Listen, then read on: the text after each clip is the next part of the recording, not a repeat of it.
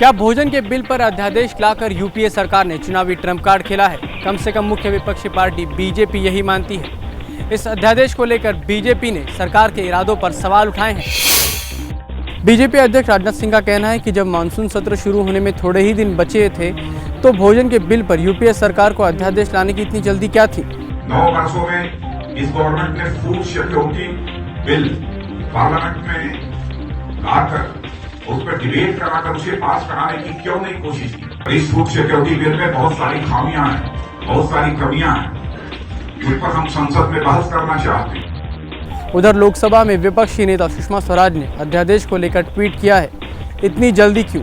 कहीं वो जल्दी चुनाव कराना तो नहीं चाह रहे हैं? हालांकि बीजेपी ने कभी इस बिल का विरोध नहीं किया, लेकिन इसे कानून बनाने के लिए अध्यादेश लाने पर शुरू से विरोध करती रही है।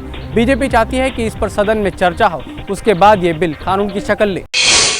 जनता पार्टी ने कहा है कि उनकी पार्टी बीजेपी में विलय को तैयार है। जनता पार्टी के अध्यक्ष सुब्रमण्यम स्वामी ने आज नरेंद्र मोदी से मुलाकात के बाद ये बात कही। हम पुराने जनसंघ हैं, बीजेपी में कोई ऐसा नहीं है नेतृत्व में जिनको मैं कम से कम 20-30 साल नहीं जानता हूं। सिद्धांतिक तौर से भी कोई फर्क नहीं है। यदि बीजेपी ठीक समझेंगे कि मर्ज होना चाहिए, हम तो तैयार हैं।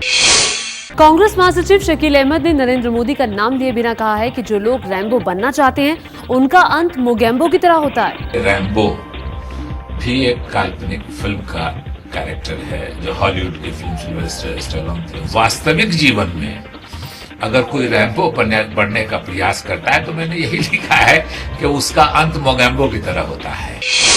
नरेंद्र मोदी को रैम्बो और मोगैम्बो कहे जाने पर बीजेपी ने कांग्रेस पर पलटवार किया है। बीजेपी ने कहा है कि अगर कांग्रेस के नेता मोदी की बुराई न करें तो उनका हाजमा खराब हो जाता है। नोएडा के बहुचर्चित आरुषि हेमराज मर्डर केस में तलवार दंपत्ति की याचिका पर इलाहाबाद हाईकोर्ट में सुनवाई पूरी हो गई है। हाईकोर्ट ने अपना फैसला सुरक्षित रख लिया है। अदालत इस पर 16 जुलाई को फैसला सुनाएगी।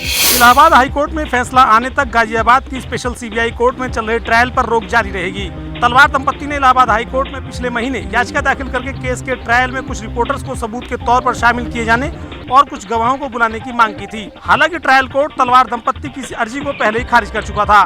तलवार दंपत्ति की दलील थी कि brain mapping test, narco test की रिपोर्ट, वॉइस सैंपल रिपोर्ट को सबूत के तौर पर पेश करने और कुछ लोगों को बतौर गवाह बुलाने से वह बेगुनाह साबित हो सकेंगे।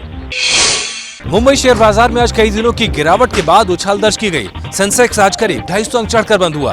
मुंबई शेयर बाजार का सेंसेक्स 233 अंकों की बढ़त के साथ 19,411 पर बंद हुआ। निफ्टी भी 66 अंक चढ़कर 5,837 पर बंद हुआ।